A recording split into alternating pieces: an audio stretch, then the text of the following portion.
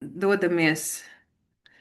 Labvakar vēlreiz, jā, šodien par dilemmām un par konkrētu dilemmu par to, kā tad mēs netīšām nokļūstam tur, kur īsti vairs nav veselīgi, bet stāsts būs drusciņš ar citu prizmu nekā vienkārši labbūtība vai stress un izdegšana, kas parasti ir mana tēma, ar ko es arī ļoti daudz dalos, tad šoreiz būs par dilemmām. Darīt tik, cik vajag, vai tik, cik varu.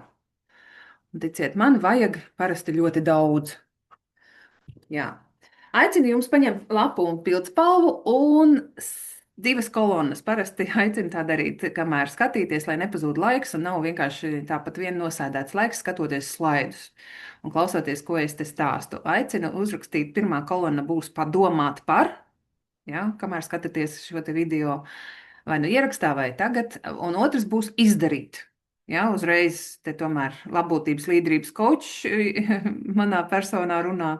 Un, jā, ar Metakoču skolu 6 gadus jau sadarbojos ārkārtīgi lielu prieku un pasniedzu coachinga dažus moduļus un arī dažus kursus. Esmu labbūtības līderības kočs, supervizori, ikdienā strādājot ar darbiniekiem, profesionāliem jautājumiem, gan coachingā, gan supervīzijā, gan vadot dažādas mācības. Laila, vai tu par Metakoču skolu padalītos, jo cilvēki nokļuvuši Metakoču skolas platformā šobrīd? Jā, labvakar visiem! Prieks jūs satikt šovakar. Es vadu mācību centru MetaCoach, un viens no mūsu tādiem atzariem, ko mēs darām, mēs popularizējam zināšanas, informāciju un tādu apzinātu skatījumu uz dzīvi. Tā izskaitā tādā formātā, kā jūs esat šodien, tie ir webināri par dažādām tēmām. Tas ir tāds varbūt mūsu hobijs, vakaru hobijs. Tas, ko mēs darām ikdienā, un tāds pamata plūsma, mēs palīdzam topošiem un esošiem kočiem mācīties, padziļināt savas zināšanas un veidot savu praksi, un cerams atbalstam šajā procesā. Mm? Jā.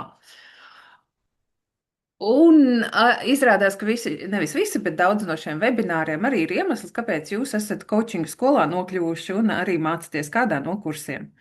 Jā, nu, aicinājums kā vienmēr jūs iesaist, un redz, ka ir pirmais jautājums tie, kas esat šeit pieslēgušies. Man nav šaubas, ka ir vakariņu laiks, kāds varbūt vakariņas gatavo, bet kāds tiešām var arī čatā ierakstīt. Uzraksti vienus, divus darbus, pienākumus, ko tu darbā dari, bet jūti, ka paliek par grūtu. Lai tu jau zini, ka pa laikam arī tev tiks kāds jautājums. Viens, divi darbi, tu vari pierakstīt sev, un šeit čatā ieliec varbūt pavisam īsi, kas ir tas, ko tu saproti. Nu, šeit un tagad ar visu to, ka ir pavasars, daudz enerģijas, bet tomēr darbā ir tāds saspringts laiks. Nu, tie, kas ir grāmatveži, tie, kas ir auditori, tad par jums skaidrs ir šobrīd tāds ļoti saspringts laiks, bet kas drīz beigsies. Bet citi, kas jūs, lai ko jūs strādāt? Kas ir viena lieta, viens darbs? To gan čatiņā iemetat šeit. Viena lieta, viens darbs. Tu jūti, ka tā kā dari, bet paliek pa grūtu. Kas tas varētu būt? Kas tev nav prātā šobrīd? Strādāju, bet man ir aizdomas, ka ilgi vairs baigi nevarēšu pastrādāt. Nu, tam varētu būt dažādi iemesli. Stāstīšu par visiem. Nu, varbūt ne par visiem, par daudziem stāstīšu. Kas tad ir tā viena lieta? Sarunas ar skolotājiem, jā, kaut kas paliek par grūtu, jā, lieliski. Arī sev uz lapas uzrakstiet, jo es esmu nodomājis, ka šis varētu būt kā tāda bezmaksas coachinga sesija jums, tie, kas vēlēsieties. Kas vēl? Kas vēl varētu būt kaut kāda lieta, kas ir par grūtu? Es paskatījos savā kalendārā. Man nākošais marts un aprīlis, gandrīz visas sestdienas, svētdienas ir jāstrādā. Un es varētu teikt, nu šitas ir pa grūtu, vai ne? Un tad es atkal domāju, vai tā ir taisnība, jo man ir salikts citas brīvdienas. Tāpēc es esmu sabalansējusi. Bet tā kāds klausoties, varētu teikt, nu vai tad tā varētu labbūtības speciālists darīt? Laila, kas vēl ir pa grūtu kādam? Kontrolēt darbiniekus, rakstīt nevajadzīgas instrukcijas, pielāgoties pārmaiņām, darba apjoms, kad visu laiku kaut ko pieliek vēl klāt, izdarāmo darbu saraksts nevis samazinās, bet tikai pieaug. Respektīvi, nu, tas apjoma apstrāde ir grūta paliek. Jā. Pa daudz, visu kā vienā brīdī. Paldies, visi, kas sarakstījāt. Un tad būs dilemmas jautājums, jo šodien mēs par dilemmu runājam caur vajag un varu. Dilemma nav tas moments vai brīdis, kad nezinām, kas jādara. Tā ir situācija, kad zinām abus ceļus, bet neviens nešķiet pilnīgi pareizs. Jā, Pēters Drukers to saka, pasaulē slavenākais vadības zinātnes menedžmenta teorētiķis un autors. Dilemma nav tas starp labu un sliktu. Ja, es sākumā teicu, kad video vēl nebija ieslēgts, ka nu, tā kā divas rokas, jā, labā roka, kreisā roka. Kur tad labāk? Nu, abas labas, abas vajadzīgas, bet ir kaut kāda dilemma. Tā ir izvēle starp diviem vienlīdz svarīgiem, bet savstarpēji kaut kādiem konfliktējošiem vai nesakrītošiem impulsiem vai faktoriem. Jo katra izvēle kaut ko maksās. Nu, par to stāsts.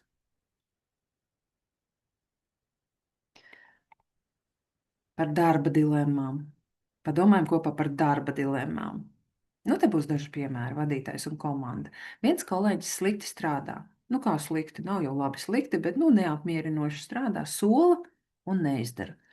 Vadītājiem vajag pateikt tieši, bet tam kolēģim ir grūts periods šobrīd ģimenē, un vadītājs empāts, un viņš domā, nu kā lai es tagad, nu ko man tagad darīt, teikt vai neteikt, teikt vai pagaidīt. Cits stāsts - kolēģis un lojalitāte. Redzam, ka kolēģis pieļaut kļūdu, un tās patiešām ietekmē šo projektu, pie kā mēs aktīvi šobrīd strādājam. Teikt vadītājam vai pašai iet risināt. Jā, sadzirdat, kādas dilemmas parādās? Tāda domāšana, kaut ko darīt. Speciālists un karjera. Speciālistam piedāvā paaugstinājumu, būs vairāk atbildības, bet arī būs labāka alga. Taču tas nozīmē, ka būs mazāk laika ģimenei. Pieņemt vai atteikties? Jūs tagad varat iedomāties, ja jums jautātu, ko darīt, ko jūs ieteiktu. Darbinieks un robežas. Vadītājs lūdzu pastrādāt vairākas virsstundas, tā mēdz dzīvē gadīties. Nu, lūdzu, nu paņem arī Ilzas projektu, pasties Ilza aizgāja atvaļinājumā. Un es tā domāju, bet jau trešo reizi teikt nē vai atkal piekrist, jo tas taču neradīs problēmas, ja es piekritīšu. Bet, ja es atteikšos, varbūt, ka vadītājs sāks par mani kaut ko sliktu domāt. Ja? Vairāk parādīt piemērus. Katrā no šajām situācijām būs kaut kāda izvēle, viņa ir saprotama, kas tā pa dilemmu, kas notiks un kas tik darīts, nezinām. Te mums tāda dilemma būs par webināru. Nu, labi, ne jau dilemma, vienkārši, lai izietu cauri un padomātu dzīvē, kur tad mēs pieļaujam tās kļūdas vai lēmumus, kas jau vairs nav veselīgi. Vajag ārējās prasības, pienākumu, cerība, darba termiņa, lomas un atbildības un KPI un mērķi un plāni. Jā, redzēt, es te varētu turpināt. Tas ir tikai normāli, ka mums ir dzīve, kur kaut ko vajag darīt. Un tad otra puse, ko liksim pretī, būs tas varu. Tad, kad ir vajag garais saraksts, šis ārkārtīgi interesants uzdevums tikko vienkārši ienāca prātā. Ja tev ir laiks pēc šī webināra saraksta, visus savus garos vajag, un būs viņš garš saraksts, un tad atzīmē ar kādu zvaigznīti, varbūt, kas sirsnīgi, kas ir tas, ko tu šobrīd vari izpildīt no garā varu saraksta, no vajag saraksta, un tā veidosies skaidrība, tāds audits. Bet varu ir iekšēji resursi. Jā, ja es tev paaicinātu nomērīt no 1 līdz 10 enerģiju šobrīd, kāds ir enerģijas līmenis? Nu, it kā nedēļas sākums, bet ir jau 6 vai 7 vakarā. Miegs, veselība, kā ir. Ko es šobrīd spēju dot darbam, ģimenei, sev, ko es spēju dot, un reku atkal parādās. Dilemma rodas tur, kur šīs divas kolonas nesakrīt. Precīzāk, šie divi kritēriji nesakrīt vienkārši. Būs mums divi case study, vai precīzāk būs stāsts par diviem cilvēkiem. Pirmā ir mamma un aizrautīga projekta vadītāja. Lūdzu, iepazīstieties. Nikola reku ir. Nikola nāk līdz visos manos, pārsvarā webināros, lai parādītu arī tās reālas situācijas iz dzīves. Viņa strādā pilnu slodzi, vada komandu, palīdz bērniem ar mājas darbiem. Un arī rūpēs par vecākiem, kas šobrīd ir slimi un izdara visu, jo vajag. Taču no rītiem jau pamostas tāda nogurusi, aizkaitināta, un viņa vienmēr bija enerģiska un ir kaut kādas jau jūt, ka spēki zūd. Arī prieks par darbu sāk mazināties. Lūk, nākošais ir šis te skolotājs Mārtiņš. Un augsta atbildība, ļoti patīk darbs ar bērniem, tas ir viņa aicinājums. Paliek pēc stundām, gatavojas brīvdienās un vakaros, atbild uz visiem vecāku ziņām, un ticiet man, vecāku ziņas ir daudz. Un rezultāts jau parādās fizioloģiski traucējumi, galvas sāpes, miega traucējumi un sajūta tāda iekšēji, ka es vairs nevaru. Ja esat kāds skolotājs, tad es pilnīgi zinu, ka jums tagad sezona, skolas sezona beigsies, ja tad maijs ir tas, aprīlis ir tas laiks, kad ir spēki diezgan iztērējušies, bet tad atkal vakarā var viņus atgūt. Un Mārtiņam sajūta varbūt, ka iet prom no darba. Un te atkal ir abi zina, ka ir kaut kas pa daudz, bet abi to vajag, turpina vilkt. Varbūt, ka vēl tomēr vēl gabaliņu. Un abi gaida, kad kļūs mazāk, varbūt paliks vieglāk. Jūs zināt, ja, ka dzīvē kā notiek pats no sevis, nekas nenotiek, un arī vieglāk nekas nepaliek.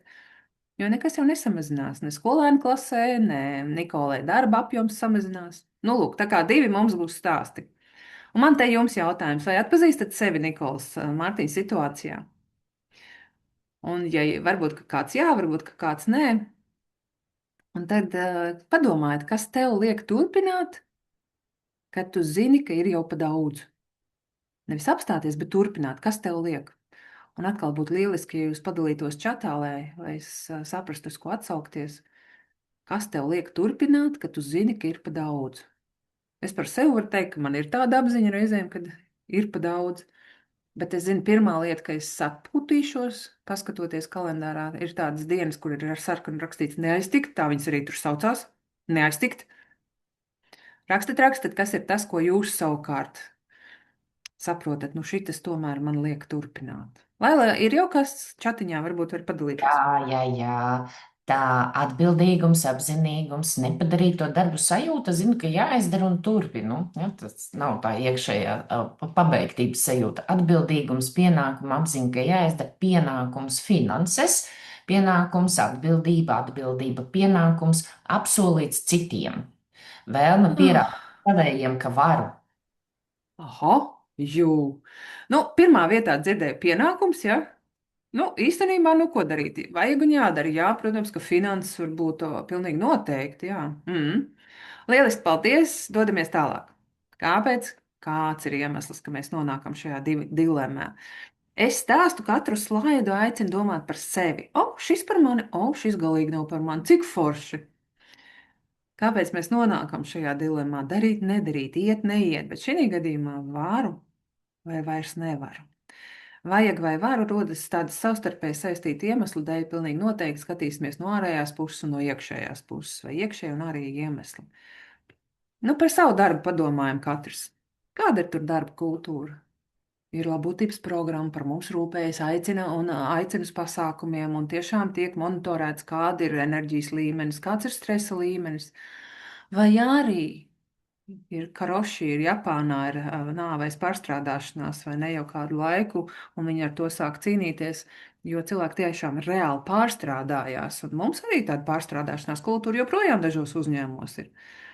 Vēl kas varētu būt, varbūt, ka tavā darbā tā ir neskaidrs robežas starp darbu, kas ir darbā, un darbu, kas ir mājās. Nu, kā neskaidrs, no vienas puses ir mums viņas, bet visi vienojamies, ka 6 mēs vairs nerakstām ziņas viens otram. Nu, un vakarā 11. tur Whatsappā ir bling, bling, un atkal viena ziņa iekrita. Nākošais pieaugušo prasības. Vienkārši pieaugošas prasības bez papildu resursiem. Nu, komandas saņemās, visi saņemās šito projektiņu, vēl vienu projektiņu. Tikai tas nepavisam laika daudz nepaprasīs. Nu, kā mēs atteiksim šī tik foršam vadītājam? Vai arī salīdzināšu ar citiem. Ai, kā viņi tur tajā otrā, paskaties uzņēmumā, mūsu otrajā filiālē, tur gan jau visu izdarīja. Nu, un, protams, ja ir tādi jau sirmāki kolēģi mums, mēs toreiz, nu, galīgi šitā, ja? Un, tie arī iemesli, un iekšējie būs pašvērtība saistīta ar produktivitāti, būs bailes pievilt vadītāju kolēģi ģimeni. Ja es tās tikai saņemos un tik turpinu varēt. Nu, kā mīļie draugi, perfekcionisti, mēs par sevi, ja? Es esmu pati atlapstošais perfekcionisms, tāpēc es tā drīkstu teikt. Nu, gribas kārtīgi izdarīt. Nu, ko ar sevi darīt? Nu, es gribu kārtīgi to atskaiti 10 reizes pārbaudīt, nu, es gribu, lai es apskatītos, vai es to vēstuli uzrakstīju pareizi. Un tā visa diena aiziet. Vainas apziņa, jā, un vainas apziņa ir ļoti tāds mums zināms un pazīstams, vai ne, kaut kas, un arī tas ir viens no stresa iemesliem ļoti bieži. Nu, tātad ārēji un iekšējie iemesli. Un tad ir smadzeņu darbība. No, tagad ļoti daudz par to dara, pēta par to. Kāpēc ir grūti apstāties to varēšanu, vai ne? Tad ir stresa hormoni. Tad, kad mēs esam augstā stresā, tad ļoti grūti pieslēgt kognitīvos procesus ir. Un mums arī ir kortizols, esat dzirdējuši, ir adrenalīns, un tās visas ir bioķīmija, kuras īsti neizvēlos. Viņš man tur rodās kaut kur. Jo lielāks stress, jo smadzenēm ir grūtāk organizēties vai darboties tādā kārtībā, kas ir palīdzoša. Prefrontālā garoza izslēdz, tas nozīmē, ka tā ir tā smadzeņu daļa, kas atbild par lēmumiem un domāšanu un loģiku, un stresa apstākļos viņi vienkārši mazāk aktīvi. Un tāpēc tie lēmumi, tāpēc saka, augstā stresā lūdzu nepieņemiet lēmumus, tur māju pirkt vai pārdot, vai šķirties, vai jaunu darbu, vai mainīt darbu. Un pieredums. Kā bija stāsts par čībām? Vecās čības, kā tur bija par tām čībām? Ja kāds atcerās, uzrakstiet man čatā. Bet smadzenes zināmo un pierasto viņas daudz labāk panes un uztver kā drošību. Un tiklīdz ir kaut kas jauns, vispār smadzenēm nekas jauns īsti nepatīkot, tiklīdz kaut kas jauns ar piepūli vēl vienu, un tāpēc labāk to nedarīt. Pēdējais ir amigdala, kas mūsu iekšējais signalizācijas tāds maziņš organisms, kas cīnīties, bēgt draudus uzreiz, spēj noreaģēt un atpazīt vai palaist to mehānismu. Tāpēc, tāpēc tas pāriet tādā izdzīvošanas režīmā, ja to sajūt. Nu, lūk, tāpēc viss, kas ir pazīstams, tiek turpināts, jo tā ir vieglāk. Par signāliem. Tagad atkal, ja būs 4, es stāstu par 4, un tu padomā, katrs par sevi, ja tiek klausties. Tev ir, kuri vairāk pazīstami šobrīd? Ja? Un tad es paaicināšu vienkārši padalīties 1, 2, 3 vai 4 signāli. To, ka tu dari vairāk nekā vari. Nu, mēs jau esam pamanījuši, ja, ka ķermenis reaģē pirmais. Stresā pleciņi uzreiz saraujās, kā kuram citam saka. Elpa aizraujās, ja, tā, tāds augsts stresa līmenis, bet tad jau ir tāds hroniskais, ko mēs īsti vairs nepamanām, jo vakar bija, aizvakar un pēc mēneša tāds bija, pirms mēneša. Tāpēc fiziski ir tās regulāras kaut kādas, katram tie stresa reakcija ir savādāka, bet galvas sāpes, muskuļi, gremošanas traucējumi, tie var būt miega traucējumi, biežākas slimošanas. Tagad atkal esot kāda gripa staigā apkārt, bet tā arī var būt, ka imūnsistēma samazinājusies, nogurums pastāvīgs īsti nav skaidrs. Šodien pirmdien, taču bija sestdien, svētdien atpūtos. Tas ir viens. Ja tev pazīstams, tad es aicinu piefiksēt. Nu, cipars 1 būs emocijas, aizkaitināmība, bez iemesla, nebija nekāds strīds, sajūtas, ka es esmu uz robežas. Jā, sapratīsiet, uz tās naža robežas, tā kā būs pa vienu pusi vai pa otru pusi. Emocionāls izsīkums, nejūtīgums. Skatos pat filmu, galīgi nav smieklīgi. Vai skatos filmu, tur tiešām emocionāli, nu galīgi nav nemaz aizkustinoši. Un pastiprināta trauksme var būt gan par to, ko es daru, kā es izpildīju uzdevumu, kā es sūtīju šo te ēpastu. Tad būs cipars 2, ja kaut kas atpazīstams, un uzvedība būs prokrastinācija vai darba atlikšana. Ja? Palūkoties, ja jūs esat darbā šodien, ja vēl tie, kas strādā, vai darbs no mājām, ja es arī no savu kabineta, tad skatiens pa labi un skatiens pa kreisi. Ir tur darba čupiņas sakrautas. Vai pārnestā nozīmē, protams, ka tās droši vien ir ēpastos, vai tās droši vien ir jūsu datoros, to-do listē, ka mēs vajadzēja izdarīt jau vakar, bet nes atlikuši šodien. Kas pāriet darba atlikšanā, prokrastinācija vienmēr pāriet darba atlikšanā, jo tā arī viņi saucās. Samazināts rādošums, iniciatīvas sajūta, es vairs neko negribu uzņemties, foršs pasākums jārīko, neko negribu. Un izolēšanās no kolēģiem būs uzvedība, un tad ir tie domāšanas vai kognitīvie procesi. Jā.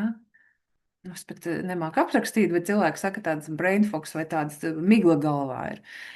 Arī sāku skatīties uz nākotni pesimistiskāk, sajūta, ka nekas nav pietiekami labs, es neesmu pietiekami laba, un arī tie uzdevumi, ko man tiek doti, nav pietiekami labi izstrādāti. Ja? Mēs meklējam kaut kādu attaisnojumu, nu, grūtības koncentrēties. Tagad es runāju un paklausties, jūs dzirdat manu balsi, intonāciju, slaidi. Es krāsas speciāli ieliku, redzat, zaļas, smukas pavasara krāsas, ja? Lai pievērstu uzmanību slaidos. Bet tavs prāts kaut kur kļaiņo prom. Tas nozīmē, ka tas fokus jau sāk pazust. Grūti pieņemt lēmumus. Atkal balsojums 1, 2, 3 vai 4. Šobrīd tev būtu aktuālākais, ja tu domātu par savu to darba dzīvi, varbūt arī privāto dzīvi. Tātad fiziskie, emocijas, kognitīvie. Vienkārši tikai bez paskaidrojuma nevajag ko. Tas ir tikai, lai apzinātību trenētu. 1, 2, 3 vai 4. Iemetiet čatiņā, tad, lai ir tāds apzinātības trenēšanai, un pēc tam paskatīšos. Nu, tāds balsojums sanāks. Parasti visbiežāk mēs atpazīstam tieši to fizisko. Tā kā, ja tas ir, tad ir cipars 1. Sametīsiet, jā, nobalsosim. Vajag pret varu. Kur ir tā robeža? Kā saprast? Jo nav viss vajag slikts un kaitīgs, un tagad viss ir jāpārvērš uz varu tikai. Nē.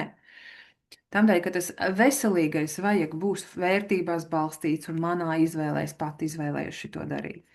Es jūtu, ka es daru to, ko vajag, un man enerģija pieplūst, nevis pazūd. Pēc tam var atjaunoties, ir gandarījums, ir izvēle, darīt vai nedarīt. Es daru to, ko vajag.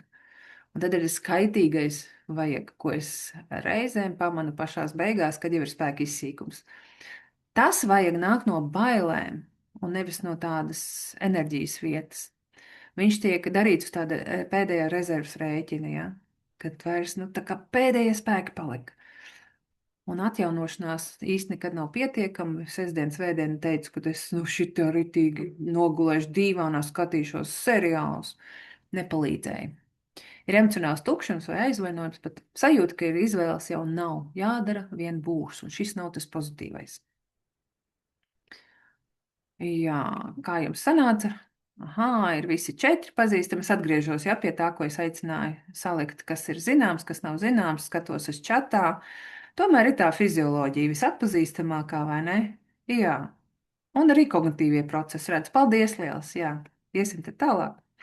Kad vajag regulāri apsteigt to manējo, tavējo varu, tad mēs vairs nestrādājam, lai būtu rezultāts. Es nezināju, kā savādāk pateikt, mēs sākam krāt izsīkumu. Sapratīsiet, ja? Ka mēs sākam krāt, tas izsīkums, īstenībā spēku izsīkums jau nevis krās, bet viņš iztērēsies. Drusciņi es gribu par perfekcionismu parunāt šajā te griezumā, par kontekstā, par vajag un varu. Perfekcionisms ir 20 tonu bruņas, saka Brené Brown, brīnišķīga autora, kas raksta par šīm te tēmām. Tās bruņas mēs uzvelkam, lai sevi pasargātu no sāpēm, bet tās paradoks ir, ka viņas mūs nospiež. Ja, tas viņas citāts ir, ka it kā bruņas, bet viņas nevis palīdz, bet nospiež. Un it kā perfekcionisms ir, starp citu, darba devējiem lielisks. Mēs esam lieliski kā perfekcionisti, mēs visi izdarām labi. Tādā produktivitātes it kā varētu būt rādītājs, ja? Reiz, ka šis darbinieks sēž līdz vakara 8. Šis bija mans stāsts. Es tiešām līdz 8. pēkšņi sapratu, kāpēc es sēžu tik ilgi darbā. Un es sapratu, ka man ir kaut kādi 5 e-pasti vaļā un vēl Excels vaļā, jo es visu laiku uz šito pārbaudīju, šito vēl pārbaudīju. Te vēl fontu, te vēl gramatiku, te vēl komatiņu angļu valodā ir vai nav, nezinu. Un tas darbs sen nav nodots. Tad tie ir augsti standarti it kā, bet tur ir citi iemesli. It kā uzdevums ir gatavs tikai tad, ka viņš ir ideāls. Un tas nav, ka perfekcionists tā sēž un domā, tas ir automātiski. Kļūdas, nedrīkst perfekcionistā galvā pielaist kļūdas, tas ir pilnīgi neatļaujams, tāpēc kļūdas ir kaut kas, tas, kas jālabo laicīgi jau. Pietiek vai stop nav vārdu krājumā. Stop, nē, jāturpina, kamēr var, un palīdzību nevajag lūgt, jo man jau tāpat jātiek pašai galā, kurš tad cits, ja nes? Ir daudz vēl dažādāku iemeslu. Es vairāk gribēju akcentēt, ka perfekcionisms arī šajā dilemmas tēmā noteikti viņam ir vieta būt.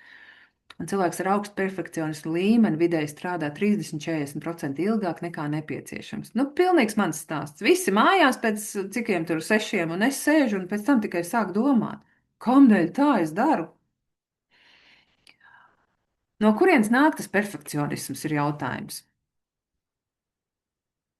Kamēr es lasu, uzrakstīsiet, ja tev ir ideja. Noteikti tev noteikti, vai pašai pieredze, vai pašam uzrakstiet čatā, no kurienes, kā jums šķiet, mums ir kolēģiem, bērniem, ģimenē, pašiem, kāpēc mums tāds ir.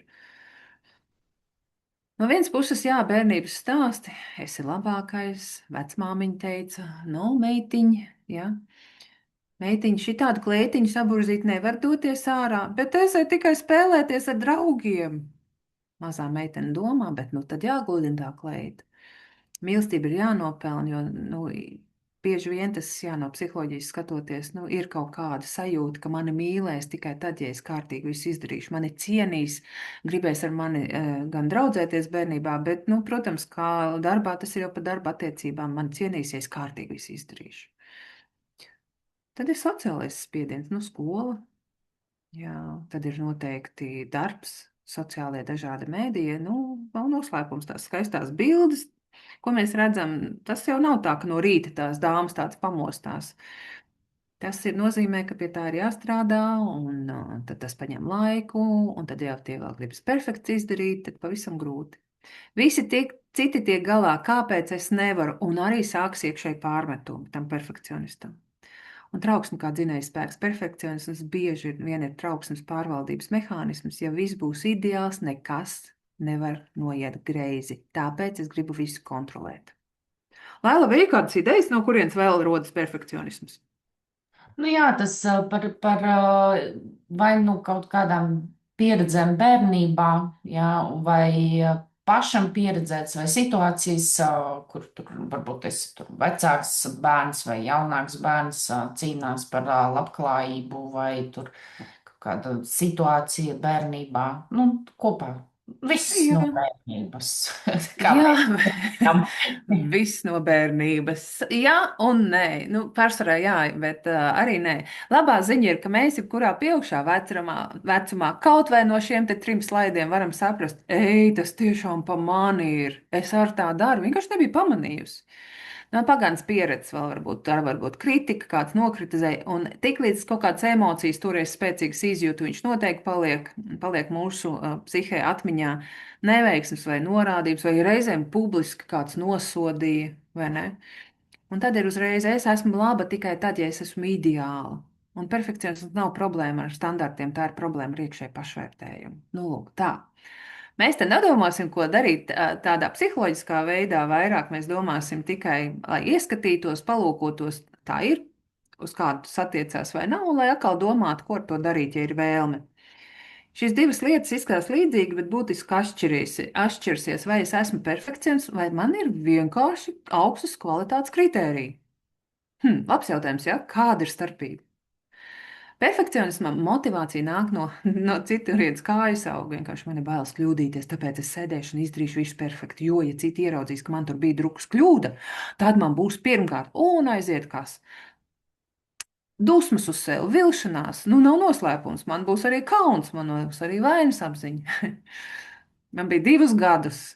2 gadus seminārā bija vārds dienas grāmata ar drukas kļūdu. Nu, neviens nepamanīja, un es pati arī nepamanīju. Ja? Nu, nevienam tas nav svarīgi, mani mīļie draugi, perfekcionisti. Kļūda ir, kad ir personai sajūta, ka es nepietiekami esmu, tāpēc kļūdas netiek pieļautas.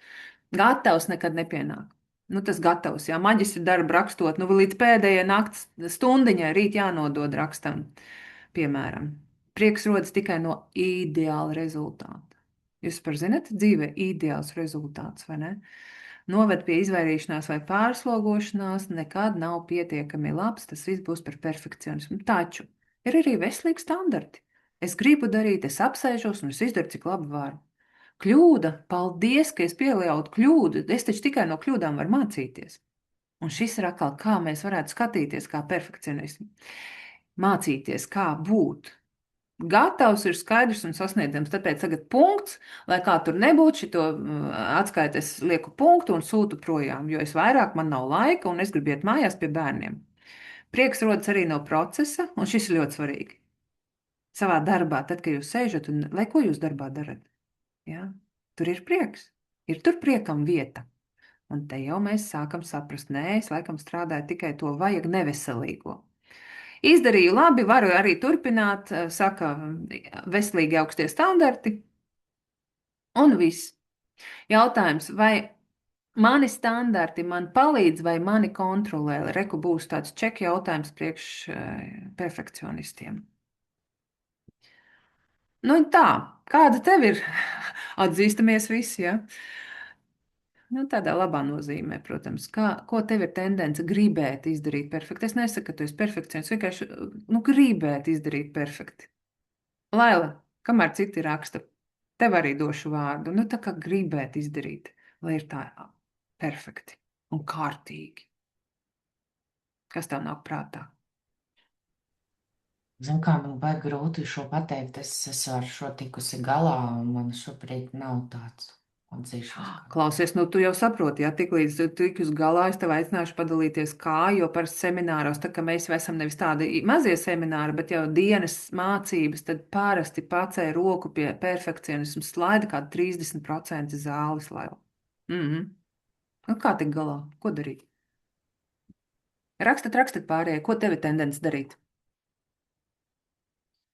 Pieņemt, saprast, ieraudzīt, vai ne? Kas ir tas, ko tev gribētos perfekti izdarīt? Kas tur rodās? Kas čatā tiek rakstīts? Lai palasīs, paskatīsies, lūdzu. Jā, piemēram, salikt dzīvoklī visas lietas pa vietām. Un beidzot sakārtot skāpi pa krāsiņām, visu drēbju skāpi.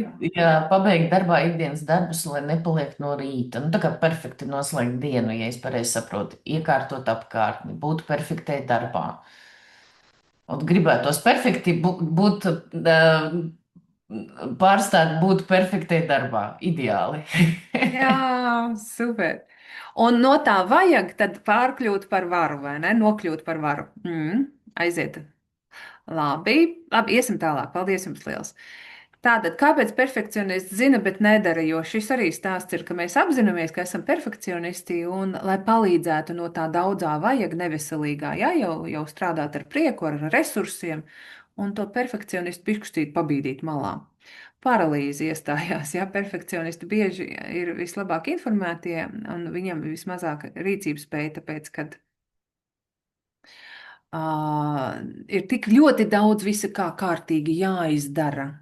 Sākšu, kad būšu gatavs. Nu, gatava. Sākšu tad.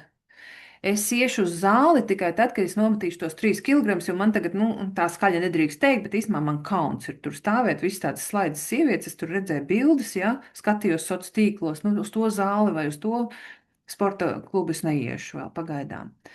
Uzdevums tiek sākts un pamests, jo vēl nav pietiekami labs. Nu, tas ievads, vienalga, lai ko jūs tur rakstītu vai darītu. Plānošanu aizstāja rīcība, jo plāns vēl var būt ideāls. Es kaut ko daru, priekš kam plānot, plāns nav ideāls, tāpēc es tur kaut ko daru, un arī plāns, iedomājieties, nevaru sastādīt ideālu plānu, tāpēc nedaru. Izvairos no visādām atsauksmēm, jo kritika, nu, kas ir arī atsauksmes, ir atgriezniskā saite, un šobrīd tik ļoti daudz uzņēmumos runā par atgrieznisko saiti, bet perfekcionists nekad viņi nepajautās. Jā, nu tur mazu lietiņu man pasaka. Nu, līdzīgi kā man, Evīte, tev tur bija vienā slaidā drukas kļūda. Oh, šausmas domā, perfekcionis. Es ar tā pati domāju pirms gadiem 10. Šobrīd vairs nē. Un nu, tad ir ilūzija par vēlāk. Vēlāk būs mazāk darba, nekad neiestājas, bet tā sajūta ir vēlāk, būs kaut kas vēlāk. Nu jā, te tāds citāts ir no viena autora, ka perfekcionisms ir tāds pašiznīcināšanās augstākā forma, un tas vienmēr ir vērsts pret mums pašiem. Un tādēļ šie kādi 5 slaidi nu jau par perfekcionismu. Ja? Ko darīt? Nu, tad tomēr ir tas, ko darīt, atpazīt, nav jau citu variantu. Kamēr es pat runāju, tie, kas nebija aizdomājušies, es domāju, ka jau pamanījāt, ja tās ir pazīmes, kas arī tev piemīt. Uzdot sev jautājumu, vai es daru to, jo gribu, vai jo es baidos no sekām. Nu, pagodīgi, tāpēc, ka man šis patīk, šo es daru, jo man patīk. Vai arī, nu jā, es to daru, tāpēc, lai neviens nepamana, ka man tur varētu būt kļūdas. Ir atšķirība. Pārrakstīt iekšējo balsi. Esmu vērtīga tikai tad, ja es esmu visu kārtīgi, perfekti izdarījusi. Nē, es esmu vērtīga arī tad, kad kļūdos un mācos. Un vispār es esmu vērtīga pat par sevi, arī ar visām kļūdām. Samazināt likmes. Šis man ļoti, ļoti patīk. Vienkārši izmēģināt tādu pietiekami labi. Good enough. Pietiekami labs. Šo te e-pastu es uzrakstīju pietiekami labi. Otrs bija ieteikums, ja tu gribi darīt to 100%, tad vienkārši atļauj tev šodien izdarīt visus darbus, nu tādus, kur nevar riskēt, jā, 80%, 70%. Vienkārši uzrakstīt ēpastu un atbildēt. Nevis perfekti, kārtīgi pārbaudītu, izcekotu visus fontus un visu salāgot. Meklē atbalstu, coachings un terapiju. Protams, ja mēs par perfekciju runājam, tās ir par pašvērtību un pašapziņu, tad tas noteikti ir palīdzošie speciālisti, profesionāļi, kur meklēt atbalstu. Perfekcionisms kļūst kaitīgs, kad uztveram sevi kā vērtīgu tikai tad, ja visu izdarām perfekti. Nu tā. Ko darīt? Labāk, kā tur bija, better done than perfect, labāk izdarīt nekā perfekti izdarīt. Nu, iesim tālāk. Ko tad par to dilemmu? Mums jātiek līdz dilemmas risināšanai. Ja? Tik tālu mēs sapratām, ka ir kaut kādi iemesli, dažādi ir ārējie, ir iekšējie, un redz, ka perfekcionisms bija iekšējais, un tad pašvadība vai self-leadership ir vēl viena tēma, ko mēs noteikti esat dzirdējuši. Ja? Jo nu, kurš tad mums palīdzēs dzīvē ne tikai pašizaugsmē, bet arī sakārtot lietas, ko es par sevi pamanīju, ka es gribu kaut ko mainīt. Pašvadība. Es pati vai tu pati un pats. Un tie ir tie principi, kas palīdzēs mums arī noturēties, lai mēs varam strādāt līdz tiem nu, pensijas gadiem. Pensijas gadiem, man teikt, pensijas gadiem. Tas nozīmē kaut kad, kamēr man ir enerģija. Un visticamāk, mums vajadzēs šajā pasaulē diezgan ilgi strādāt. Enerģija, nevis laiks, skatāmies pašvadību, ja mēs domājam, kam tad pievērst uzmanību. Enerģija, laiks ir fiksēts, tās ir 24 stundas, bet enerģija ir vadām. Ir enerģiski kā cilvēki, ir mazāk enerģiski cilvēki, ir klusāki, ir introverti. Mēs visi esam ļoti, ļoti dažādi, bet saprast, kas tas ir. Kapacitāte. Jā, saprast, kas ir mana kapacitāte. Ja es tā jautātu, ja mēs tiktos ar katru no jums individuāli, tad kas ir tas, ko tu dari? Un kas ir tavā darbā, tava maksimums kapacitāte, un kas tavā darbā ir, ka tu jūti, nu, te man sevi jāpieskat, jo es jau strādāju 50%. Un vēl saprast, ka pašvadība ir atjaunošanās daļa, un īstenībā tas ir jebkura profesionāļa must have vai obligāti vajadzīga lieta. Pauze nav laika zaudēšana. Pauze ir pilnīgi obligāti nepieciešama, lai atjaunotos, vai tā ir 5 minūšu pauze savā darba dienā, vai tā ir, piemēram, pusdienu pauze. Tā, es tikai pārbaudītu. Uzrakstīsiet, cik jums ir pusdienu pauze reāli, lai aizietu pāriest darba dienā, nevis sestdien, svētdien, darba dienā. Cik tas tev ir minūtēs, mērīsim, labi? Cik tev sanāk minūtes pusdienu pauze? Jo mēs esam pie pašvadības principiem, un pauzes ir arī ļoti viens no principiem, kas palīdz uzturēt sevi veselīgu. Laila, cik tur sanāk? Kāds ir vidējais? Zini, kā man negribās ņemt vidējo, jo te ir tāds sanāk interesanti. Es teiktu, ka ap 40, varbūt pat vairāk procenti ir 30 minūtes.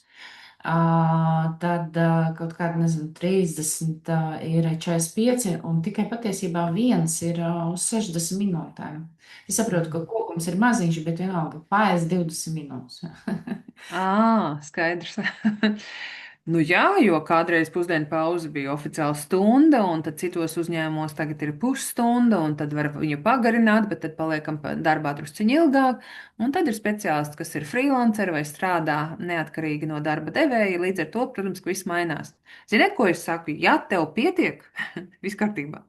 Bet, ja tās ir 15 minūtes, piedodiet, aprijot salātus pie datora fiksi, lai turpinātu strādāt, baigi veselīgi ilgtermiņā nebūs. Tāpēc pašvadības principi. Kas ir tas, ko tu vēlies un kā tu gribi to panākt? Par to kapacitāti, ko es teicu, ja būs 4 enerģijas veidi, skatīties. Un atkal palūkojies par sevi domājot, būs enerģijas veids fiziskais, kad izsīkst un kā atjaunojas. Miega trūkums, mazkustīgums, neveselīgs uzturs, un tad, protams, mēs varētu daudz citas lietas, piemēram, nav svaigs gaiss bijis, vai visu laiku strādājam iekštelpās, tā viņš izsīkst, tā fiziskā mana enerģija un arī mana kapacitāte. Kā atjaunojas? Nu, katram savs, bet bez miega neviens nav ticis galā un nav atjaunojies. Līdz ar to miegs 7-8 stundas vismaz. Kustības un rekutās pauzes arī. Tad ir tā emocionālā enerģija, hroniskais stress, konflikts, emocionāls darbs. Darbs ar cilvēkiem ļoti daudz atņem mūsu enerģiju emocionālo. Un atkal, kā mēs viņu varam atjaunot, kā mēs to tukšo trauciņu varam pildīt, tas ir dažādas priecīgas vai notikumi, kas izraisa priecīgas emocijas, vai arī noteikti savus robežas, starp citu, ja, kad mēs zinām, kā mēs varam, ko mēs gribam darbā, un arī atbalsts ir, tas palīdzēs emocionālajai enerģijai. Mentālā pārāk daudz lēmumu jāpieņem. Īpaši, ja jūs esat vadītājs šeit, šajā arī webinārā, vai tu skaties video, es jūs neapskaužu, jo katru dienu jāpieņem ļoti daudz lēmumu. Ja ir jāvada pārmaiņām cauri komandu, ļoti daudz lēmumu, vairāk uzdevumu. Veikšana vienlaicīgi ir multitaskings, ir nākošais, kas atņem mums šo te mentālo enerģiju. Un fokus trenēšana palīdzēs viņu sakārtot. Digitālā atslodze palīdzēs atkal atgūt to spēku, ja, jo, nu, nav noslēpums, ka digitālais, tā ir atkal cita tēma, digitālā labbūtība, bet mums jau ik pa 6-10 minūtēm arī jums, nu, ne jau mums, bet mūsu smadzenēm, kā es saku, ir vēlme pacelt klausuli visu laiku, ne, bet telefonu, ja, skatīties, jo tas ir rezultāts, ka mēs esam šajā digitālajā laikmetā, un garīgā vai jēgas. Būs ceturtais, kam pievērst uzmanību, darbs bez jēgas, sajūta tāda, nu, sajūta. Tu nevari pateikt, bet tā ir drīzāk tāda sajūta. Nevis es strādāju bez jēgas, nē, tur daudz dziļāk ir. Es jūtu, ka es daru jēgpilnu darbu. Es dodu kādam savus pakalpojumus vai savas zināšanas, kas ir noderīgas citiem cilvēkiem un dara pasauli labāku. Un tas ir tas mērķtiecīgums un atzinība un jēga būs tad, ja man ir pilnīga skaidrība, kam dēļ es šo te daru. Nu tā, ja viens enerģijas veids ir izsīts, pārējie to kompensēs. Ja? Ja man nebūs fizioloģija vai fiziskais, tad mēģinās palīdzēt, nu kā palīdzēt tādā pārnestā nozīmē. Bet, protams, ko tas dara ar laiku, ja es nepievēršu uzmanību visiem četriem ar savu pašvadības iemaņu izmantošanu, tad es ar laiku izsīkšu. Un joprojām mēs zinām vārdu izdegšana, kas ir spēka izsīkšana. Un tā nemanot, mēs sākām mēs ar varu un vajag, un šis ir arī rezultāts, ja es pārāk daudz daru vajag. Domājam tālāk. Kurš no šiem četriem šobrīd ir zemākajā līmenī? Atkal tāda apzinātības pauzīte, bet nerakstiet čatā šoreiz. Tas priekš jums uz lapas varat piefiksēt, par ko būtu vērts padomāt. Jā, bija fiziskā, emocionāla, mentālā un garīgā. No šiem te, lai būtu tā kapacitāte. Un iesim tālāk. Interesants jautājums.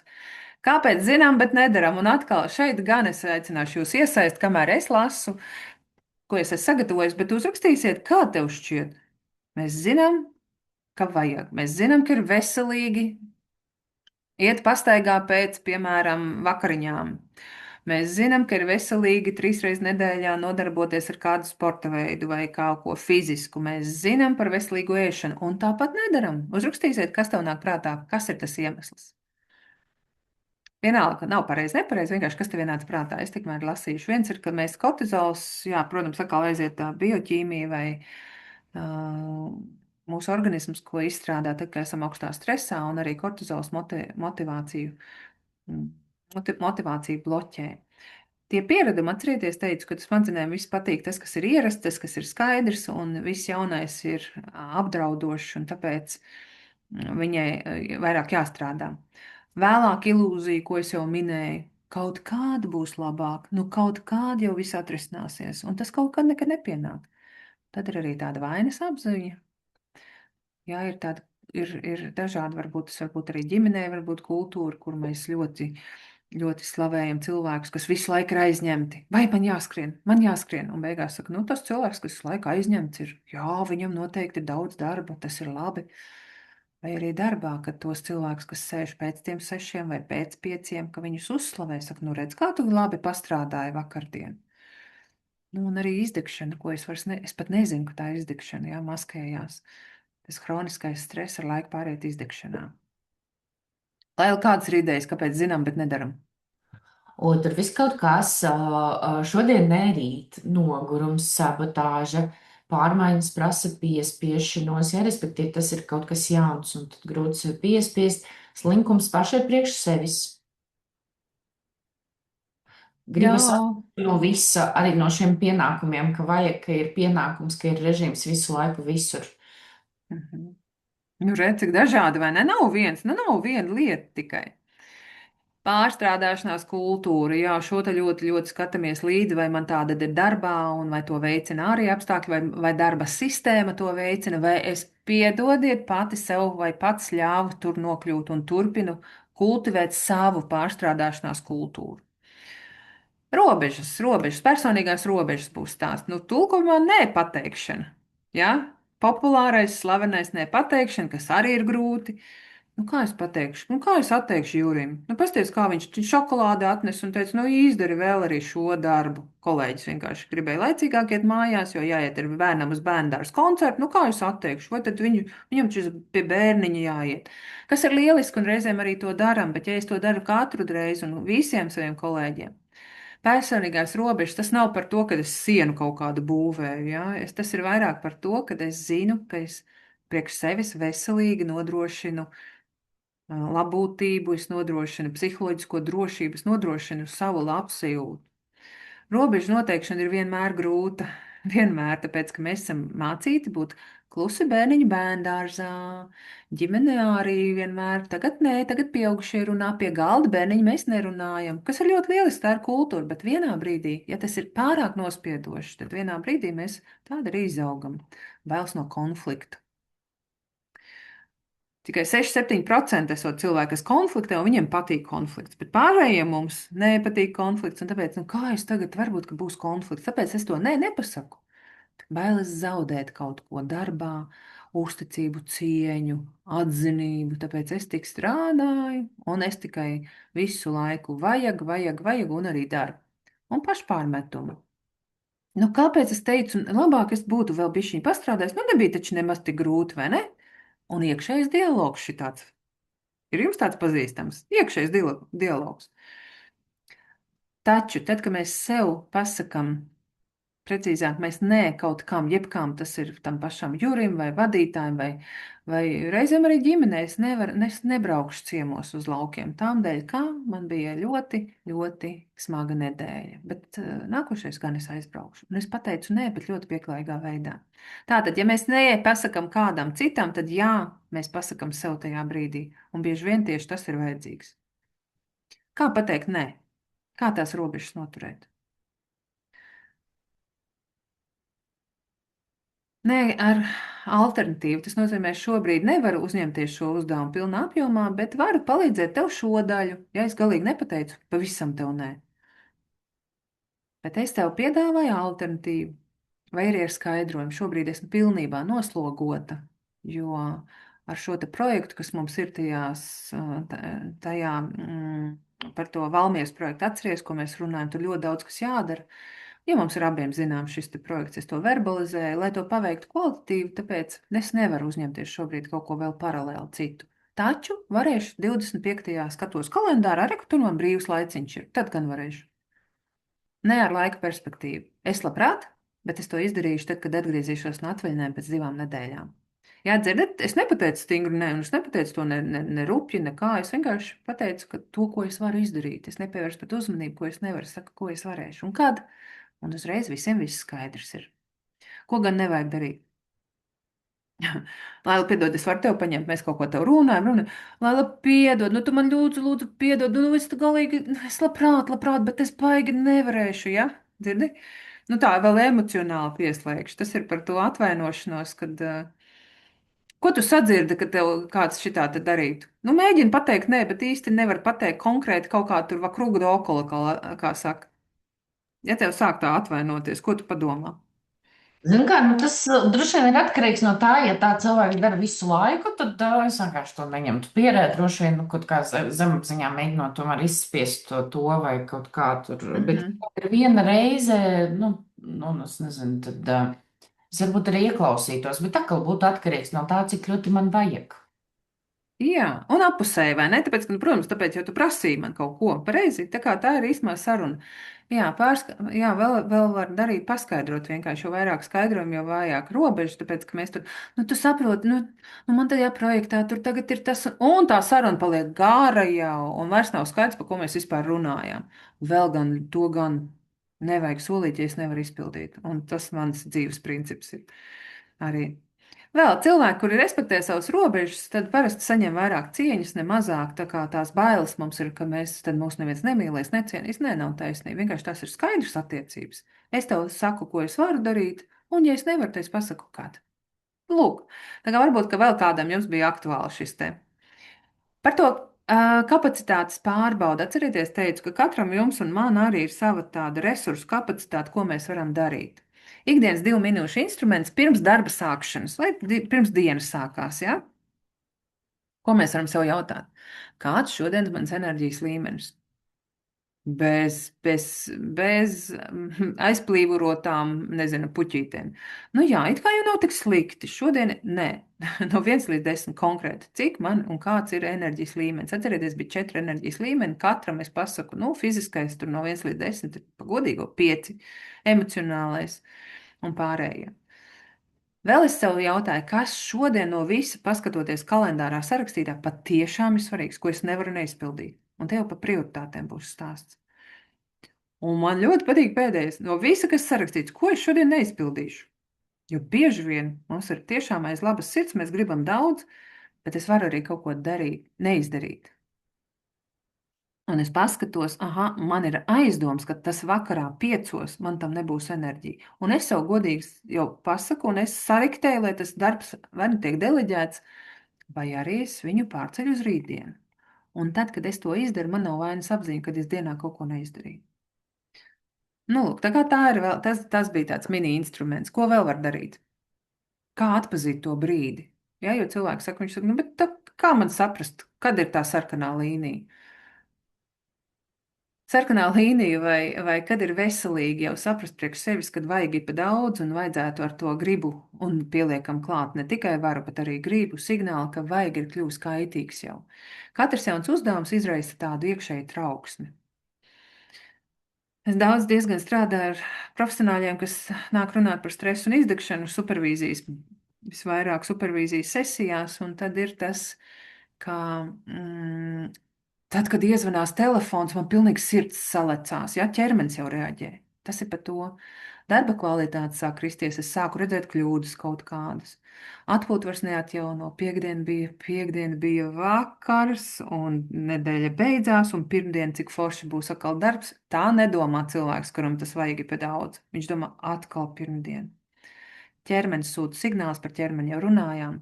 Nu, vairs nav prieka. Vienkārši nav prieka vairāk nekā bija agrāk šajā darbā. Un, ja mēs par darbu.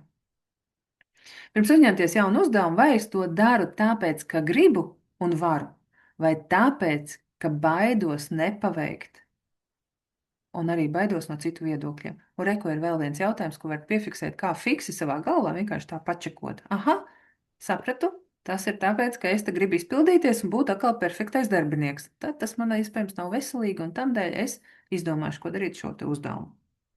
Ejam tālāk.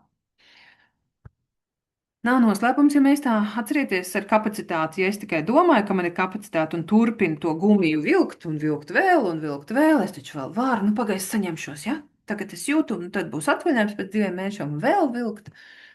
Tad vienā brīdī, īpaši ir ilgstoši bijis jau stress, tad vienā brīdī ir izdegšana. Un es vairāk par to, ko jūs redzat, sakārtot no satraukuma līdz izdegšanai, kā tā ķēdīte veidojās. Ir kaut kāds īsts satraukums, un te es saliku uzreiz ar kaut kādiem risinājumiem. Tā trepīte ir neliels satraukums, tad ir tāds raizes, pārmērīga domāšana, iekšēji dialogi, tad jau ir tāds akūts stress, tad jau ir hronisks stress, tad ir emocionāls izsīkums, cīnisms iespējams, un tad jau ir izdegšana, tāda pakāpieni. Neliels satraukums, ko mēs varam darīt, jo ko mēs vēl varam noķert, un mēs vēl varam viņu neaizlaist līdz izdegšanas procesam. Nu, ja ir tas nelielais satraukums, tad mums ir vienkārši elpošanas dažādi vingrinājumi. Noteikti jūs to zinat, atceramies, kad viņi palīdzoši ir un ir pierādīts zinātniski. Tas nav tā, ka kāds teica. Tad, kad man ir raizes, tūlījās parādīšu, ja jūs esat raižpilnais cilvēks, parādīšu, ko nākošajā slaidā, ko var darīt. Akūtais stress, citu stresiņš ir vajadzīgs un nepieciešams mūsu dzīve un mobilizē, un arī pienākumus un darbus mēs izdarām ātrāk. Bet kaitīgi, ja viņš ir ilgstošs stress, ja viņš jau ir tāds hronisks. Jo hronisks stress tad ir tās robežu noteikšana, nepateikšana, tad dienas rituāls ir palīdzošs, lai nodalītu darbu no privātās dzīves un pilnīgi noteikti arī atpūta. Emocionāls izsīkums, ja nu gadījumā tomēr esat šajā te jau stadijā, tad ir tāda vienaldzība, ir kaut kāda robota sajūta, ka es aizēju darbā, vienkārši izpildu, ko es izpildu, bez iesaistes. Tas stop vai nē pateikšana būs stop zīme, ja? Es formu sarunās, kur es atklāti stāstu, kā es jūtos. Un atklātas sarunas ar kādu, kam es varu uzticēties, un arī jēgas meklēšana, tad kas manā darbā ir tas, kas ir palīdzošs, kas man patīk, kas man uzrunā un arī palīdz citiem. Un pašās beigās ir izdegšana, pilnīgs fizisks un emocionāls spēku izsīkums. Tā mūsu kapacitāte ir nulle. Nu, te ir profesionāla nepieciešamība, palīdzība jau vajadzīga, jo tas stop zīme tad ir stop. No šāda tālāk nebūs nekāda strādāšana, jo izdegšana ir enerģijas izsīkuma sajūta. Te ir Pasaules veselības organizācijas definīcija, jau tāds pastāvīgs nogurums. Tā ir tāda mentāla atsvešināšanās arī no darba, ar darbu saistīts negatīvisms, cinisms un arī samazināta darba produktivitāte. Es reizēm sāku apšaubīt, vai tas, ko es izdarīju, vispār ir kvalitīvi, vispār tas ir derīgs kādam. Sākam sevi arī apšaubīt. Lūk, tas bija pavisam īsi, kā mēs it kā no neliela satraukuma varam ar laiku, ja mēs to vajag, darām ļoti daudz, nokļūt izdegšanā. Un par stresu un izdegšanu reku ir mūsu Nikola ar Mārtiņu, jo stress, te ir mana aptauja, ko 4 gadus veicu, pa kreisi jūs redzat stresu, kreisajā pusē, kur 4 gadu laikā, 22. gads, jūs redzat 23., 24. un arī 25. un atkal ir 60%. Tas nozīmē augsts un ļoti augsts stress cilvēki tā ir atbildējuši. Kamēr es runāju čatā, iemetīsiet no 1 līdz 10, kāds tev stresa līmenis ir šobrīd, kur 1 ir nemaz un 10 ir ļoti daudz, maksimums. Labi? Daudz nedomāt, vienkārši tādi sajūta līmenī 1 līdz 10.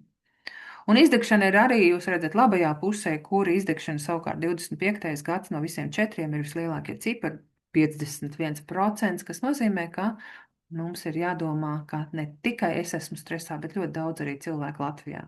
Un jā, šī ir tā ļoti, ļoti vienkārši man aptauja, kas bija sociālos tīklos veikta, bet skatoties arī ir pētījuma aģentūra Kantāra, kur bija 44% jūtas izdeguši vai kādas izdegšanas pazīmes ir sastapuši. Nu, kā jums iet ar stresu šodien, šeit un tagad?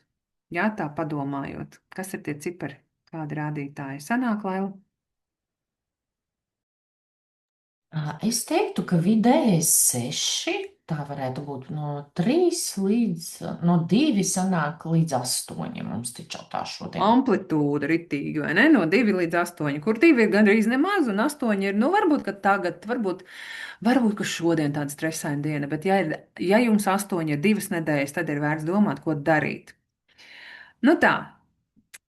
Metode, kā tikt galā ar raizēm. Atcerieties, teicu, ka tas sākums varētu būt, kur varētu būt raizes, un tad kā tikt galā ar raizēm ļoti vienkārši trepīt. Vai es šo problēmu, ja ir kaut kāds izaicinājums, problēma, situācija, varu atrisināt? Un atbildi jā, nē. Ja nevaru atrisināt, nu ko tad tagad darīt? Es varu sēdēt un raizēties, bet cik tas ir palīdzoši?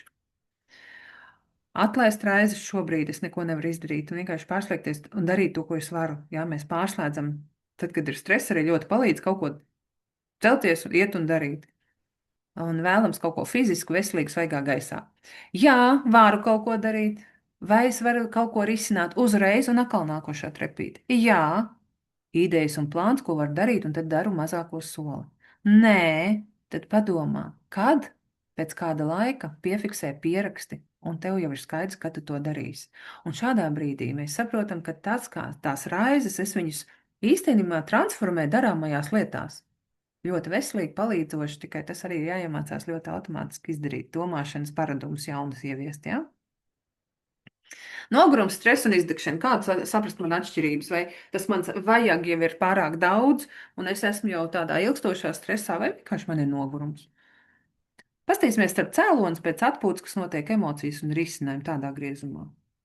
Jo nogurums būs konkrēts slodze bija, kaut kāds atskaišu periods, projekta periods, nu vienkārši periods kaut kāds. Hronisks būs jau ilgstošs pārslodzi, man ir visu laiku sajūta, beidzās projekts, vairs viņš jau sen nav, bet man joprojām tāds sajūta. Un izdegšana, jā, rodas no hroniska, nepārvaldīta pareizi stresa, un ar laiku būs izdegšana jau. Pēc atpūtas es atjaunojos, nogurums tad ir Ja ir nogurums, atjaunojos, viss kārtībā, izgulējos un pirmdien nāk uz darbu, forši priecīgi. Hroniskā stresā ir tāda daļēji tikai atjaunošanās, un izdegšana būs nu, tāda pavisam savādāka atlapšanas process ir un iesaistīti ir gan ārsts, gan psihiatrs un psihologs varbūt un neirologs, tur ir vesela um, palīdzība profesionālā vajadzība. Nogurums un emocijas. Jā, ir vēlme atpūsties lieliski. Savukārt, hroniskā stresā tur var būt jau tādas dziļākas, trauksmainas sajūtas, emocijas, varbūt aizkaistināmība, varbūt jau aktīvās dusmas, kas ir. Un izdegšana atkal, redzēt, ir pilnīgi vienaldzīga. Tā kā apātiski, nekāda nav spēka vairāk pat emocijām, neko negribās. Risinājums ir atpūta pie noguruma.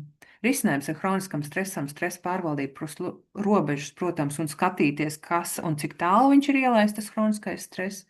Nu, un par izdegšanu jūs jau dzirdējāt, profesionāla palīdzība. Un jau rīt no rīta, jā, jo viņi nepāries izdegšanu pati. Ja atpūta vairs neatjaunot, tas nav nogurums, tas jau ir signāls, ka process ir ilgstošs. Tā, tagad skaidrība ir, vai tev ir tikai nogurums, vai ir hronisks stress vai izdegšana. Dažas pazīmes jūs jau dzirdējāt. Un ko tad darīt? Pašaprūpe. Aizvien vairāk dzirdēts vārds, man ļoti liels prieks par to. Pašaprūpe nozīmē, ka es par sevi rūpējos. Ārsts, kurš neparūpēs par savu veselību, nevar ilgspējīgi ārstēt. Un pedagogs, kurš izsīkst, mūsu Mārtiņš, atceraties, mūsu ne, bet nu manos webināros, viņš nevar tam bērnam neko iemācīt, ja viņam nav iekšēju resursu, nav deksme. Tāpat tās bērni, viņi tik interesanti ir, un tur vajag tādu enerģiju, lai viņiem strādātu. Vadītājs, kurš izdeg, nevar vadīt komandu. Izdedzis vadītājs nevar vadīt komandu. Un viņš nevar lēmumus pieņemt, tamdēļ tik svarīgi ir laicīgi pievērst tam uzmanību, un arī darbinieks, jebkurš darbinieks. Ja nav spēku, nebūs jau nekāda efektivitāte, produktivitāte, un tie KPI paši no sevis, nu, viņi nepildīsies. Te tāda matrica salika, bet druskuļi pārnestā nozīmē, ja kāds no jums zina Eizenhauera matricu, ja runājot par prioritātēm un laika pārvaldību, parasti viņi liek, tad te būs par kapacitāti. Var un vajag matrica. Palūkoties augšā, ir kapacitāte vai nav kapacitāte. Jā, atcerieties, mērījām viņu dažādos tur enerģijas līmeņos. Man viņa ir, man viņa nav. Un kreisajā pusē ir svarīgi vai nav svarīgi šīs lietas un darbi, kas man jādara. Nu, ļoti vienkārši. Zaļais būs. Ir kapacitāte, ir svarīgi daru. Savukārt, ir kapacitāte un nav svarīgi, vai tiešām vajag. Zilais, redzat, vai es arī kādam atdošu vai deleģēšu, uzticēšu. Uzticēšu Ilzai, redzēs, viņas atvaļinājumā strādā, un tagad viņa manējā paņems to darbu. Es varu deleģēt. Ja nav kapacitāte, bet ir ļoti svarīgi, tad ko es varu tur darīt? Jo man jau nav spēka īsti. Ko es varu darīt? Es varu meklēt atbalstu, es varu paskatīties termiņus, samazināt. Un pats pēdējais, redzat, atliec vai atsakies, nu tur nav variantu, jo man nav ne kapacitātes, ne arī šis darbs ir svarīgs. Un vēlreiz, ja es jūtu, ka man ir kaut kāds pa daudz sastājies to darbu, un es jūtu, ka man nav spēka, es arī šādi paskatos, man ir lielāka skaidrība, ko darīt. Svītra apakšā, tad šodien es darīšu no 10 uzdevumiem tikai 3. Tāpēc, ka es izgāju šai matricai cauri, sapratu, ka īstenībā man jau neizdosies visu izpildīt, jo man nav kapacitātes. Lūk tā. Kas vēl par pašaprūti, ja mēs domājam, un tagad iesim jau darba jautājumos, profesionāla prasme, es domāju, ka tiešām, interesanti, ja jums darbā piedāvātu pašaprūpe kā profesionāla prasme, vai jūs pieteiktos uz tādu semināru. Uzrakstīsiet čatā. Man vienkārši interesē, kā darbinieki galvās, kas notiek un kā jūs domājat. Laika pārvaldība, prioritāšu uzstādīšana, motivācija darbā, šie ir tie klasiskie, ja? Tur ir stresa pārvaldība, piemēram. Vai kā sasniegt vairāk, vai kā būt efektīvākiem. Bet tieši no šādas perspektīvas. Nu, lidmašīnas princips nav. Visi ļoti daudz dzirdējuši, uzliek masku sev, un tad vai nevarēsim palīdzēt kādam citam. Pašaprūpe ir tādas elementāras lietas, bet ļoti regulāras lietas, tik cik vajag katram individuāli, un tādas, kādas katram ir vajadzīgas. Nu, bet, piemēram, tāda lieta kā miegs ir vajadzīgs visiem. Pauzes darbā vajadzīgs visiem, par robežām mēs jau runājam, un arī palīdzības lūgšana. Bieži vien, nu kā es iešu palīdzību prasīt, es esmu vadītājs. Jā, arī vadītājs tikai cilvēks. Un tas stop vai pietiek, ka apzināts lēmums, nevis atteikšanās, nu, tiešām tagad es saprotu, ka, lai es varētu turpināt veselīgas attiecības ar savu darbu, man jāpasaka stop. Kā tur ir ar tiem semināriem, Laila? Ko tu saki? Es saku, Jāgatavo. jā, jā, raksta cilvēki ietu, jā. Varbūt, ka ir pienācis laiks, jā, ka mēs nevis būstojam efektivitāti, bet mēs parūpējamies par sevi vienīgo individuālo cilvēku, kurš visvairāk zina, kas viņam ir vajadzīgs. Vienkārši iedodam instrumentus, kā to darīt. Tieši tas, ko es šobrīd arī mēģinu darīt. Vismaz kaut kāda aizmetņa jau būs.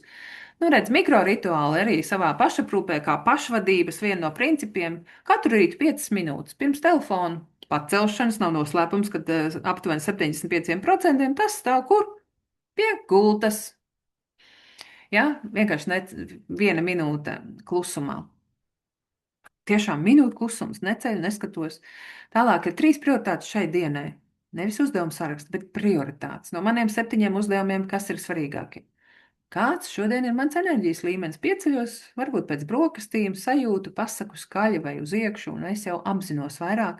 Aha, nu tad 10 sapultu, un tad gan man vajadzēs pauzīt. Darba dienas laikā pauzi pēc 90 minūtēm, jo mums ir vajadzīgas arī mentālās pauzes, ne tikai fiziski piecelties. Pusdienas prom no datora, es ceru, ka jums tā ir. Un pirms katra jauna uzdevuma 30 sekundes, lai pārslēgtos. Tiešām kaut vai aizvērt acis un pēlpot, izdarīt 3-4 ielpas. Un tad atkal vakara noslēgums. Reizēm jūs kaut kur redzēsiet vakara darba slēgšanas rituāls vai vakara noslēgums. Aizslēdzam darbu, ciet arī galvā. Darba diena apzināta slēgšana. 3 lietas, kas tev izdevās šodien lieliski. Jūs rakstīsiet viena lieta, es neaicināšu 3, bet kas tev šodien izdevās lieliski? Aizslēgsim jūsu darba dienu. Tie, kas video skatās, jūs padomājiet, protams, bet pārējie rakstiet čatā. Kas tev lieliski izdevās? Vienu lietu tikai. Nerakstiet gariem teikumiem, pavisam īsi, kas lieliski izdevās. Varbūt tas bija kāds projekts, varbūt tas bija kāda saruna, varbūt tas bija kāda atskaita, varbūt tas bija kāds ēpasts, varbūt tas bija kāds raksts. Uzrakstiet čatiņā. Nu jā, un ar tiem ekrāniem, zilajiem ekrāniem, 60 minūtes, kādreiz saka 2 stundas, bet kaut vai pusstundu pirms miega neskatīties telefonā.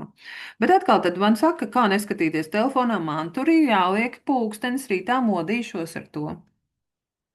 Tas arī ir ieradums, jo tomēr mums ļoti traucē zilie ekrāni pirms miega. Kas ir forša lieta? Palielieties, lūdzu. Kas ir tā foršā lieta, ko jūs izdarījāt? Saruna ar skolēnu vecāku. Pasākums scenārijs sanāca lielisks, ja? Kas vēl? Atskaits šodien. Aha, mācību plānu atjaunošana. Redz, cik forši satikt kaimiņiem un apsveikt dzimšanas dienā. Svinības. Jā, Marija, paldies. Atvaļinājums. Nu, jā. Pašas visādas lietas un kaut vai pasaku sev. Nē, lieliski. Nebija tik viegla diena, bet šīs lietas izdevās lieliski. Un tā mēs veicināsim vairāk to varu, nevis vajag. Sociālais aspekts. Kāpēc viens nav cīnītājs arī darbā? Darbinieks var daudz ko darīt. Viņš ar savu uzvedību, ar pašvadības elementiem un iemaņām visu kaut ko uzlabot. Atklāti runāt mēs varam lūgt palīdzību, nekautrējoties, ka kāds domās, ak, Dievs, nu kā viņi netiek galā. Nē, es laicīgi nāku runāt, ko var darīt. Vadītājs, ko var darīt pats, var modelēt un domāt par robežām un neatbildēt vakaros darbiniekiem ēpastos, un pats var nesūtīt ēpastus vakarā 11. Jautāt komandai par viņu kapacitāti, viņu resursiem. Un arī var uzslavēt, un ne tikai pietiekami labi, bet vienkārši pateikt paldies. Un, protams, kā organizācija. Un par organizāciju te ir vairākas iespējas jau par kultūras līmeni domājot, ko tur ieviest. Protams, par labklājību ļoti daudz šobrīd runā. Labklājības programma, labklājības mēneši šobrīd varbūt arī jūsu darbā notiek, ja? Kas ir man liels prieks kā labklājības speciālistam. Nu, tad dažas vēl būs metodas, un tad jau arī šķirsimies. Stop, kā apzināts lēmums. Sarkanais karodziņš. Nu, vairs šito nevar darīt, pateikt stop. Tas arī nav vājuma pazīme. Un es ļoti priecājos, ka nu jau arī par depresīvu, par izdegšanu runāt nav vairs stigma, un mēs varam runāt gan ar kolēģiem, gan ģimenē, gan ar speciālistiem. Stop, tas nozīmē, ka šis šodien darbs ir paveikts tik labi, cik es šobrīd spēju. Punkts. Īpaši perfekcionisti. Es izvēlos apstāties, izvēli, ja dzirdat? Tā ir pašvadības iezīme. Es izvēlos šobrīd apstāties, pateikt stop, nevis pēc tam, kad jau ir pa vēlu. Jo es redzēju, kā gāja kolēģiem, cik tā atlapšana bija grūta. Īsāks, bet kvalitatīvāks darbs. Un praktiskais tests pirms tu turpini pajautā sev, vai vēl viena stunda uzlabos tavu rezultātu par 20 vai par 2%. Šo tiešām īpaši perfekcionistiem iesaku pierakstīt. Tas, ka es te sēžu veselu stundu pie 2 teikumiem, uzlabo šo te darbu par 20 vai par 2%. Nu, kā jūs domājat, atbildi ir kāda, ja? Un, kad vajag veselīgi, kad vajag tomēr ir veselīgi, tad motivācijas pārbaudi, ja? Vajag nākt no vērtības vai vajag nākt no bailēm? Atceramies, mēs jau runājām.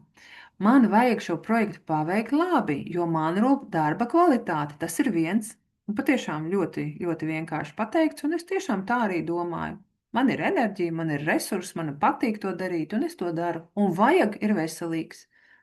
Es šodien, ja mēs runājam par dilēmu, es galīgi nenoliedzu, ka vajag ir slikti kaut kas. Nē, tikai tā, ka viņi pa daudz un es nepamanīju. Un vajag ir no bailēm.